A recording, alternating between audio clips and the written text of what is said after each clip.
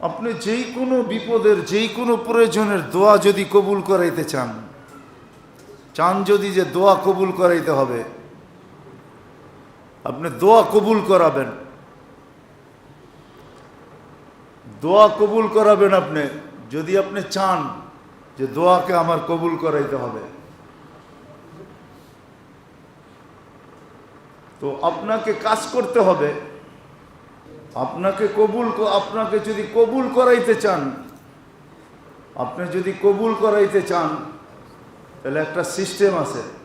প্রথমে 100 বার আয়াতুল কুরসি, 100 বার দুরূদ শরীফ পড়বেন,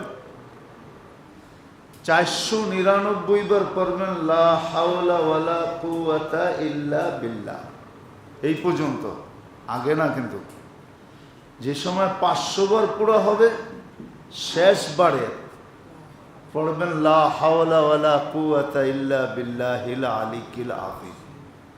500 পুরা হয়ে গেছে, তারপরে 100 বার দুরূদ শরীফ পড়েন। এইভাবে কয়েকদিন পড়া দোয়া করেন। হাদিসের আলোকে, কিতাবের আলোকে বোঝা যায়, এটা এতটুকু বলা যায় যে কোরআন মাথায় নিয়েও বলা যায় যে আপনার দোয়া কবুল হবেই হবে, হবেই হবে, হবেই হবে। আপনাকে প্রথমে 100 বার দুরূদ শরীফ মনে উঠলো, এই জন্য বললাম।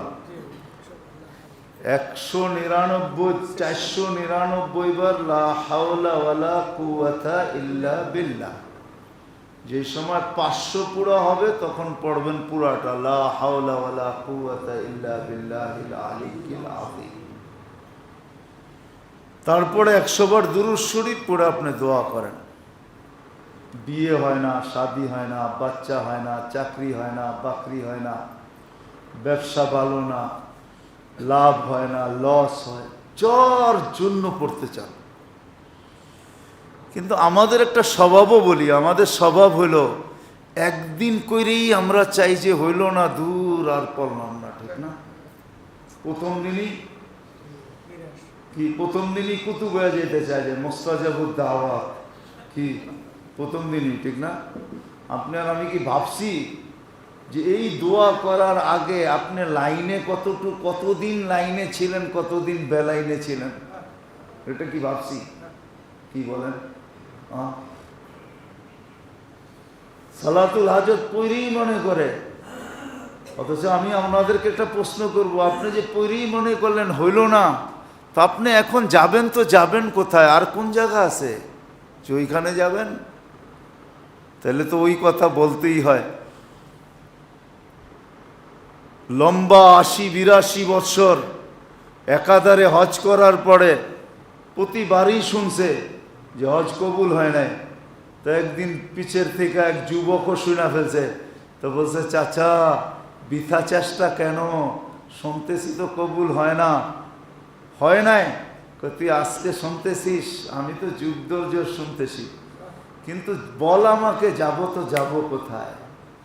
যাব তো এই দরবার ছেড়ে কোথায় যাব?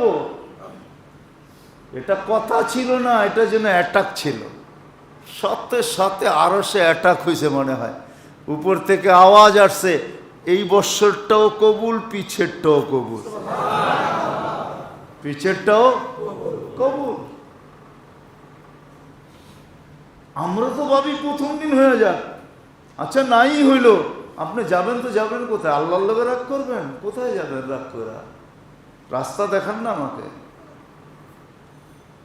এই জন্য মেরে দোস্ত, উচিত হলো করতে থাকা।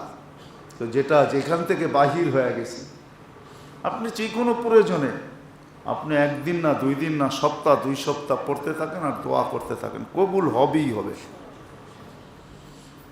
এটা কসম খায়ও বলা যায়, কোরআনে হাত রেখেও বলা যায়, কোরআনে মাথায় নিয়েও বলা যায়, যা কিছু করে বলা যায়, কবুল হবেই হবে।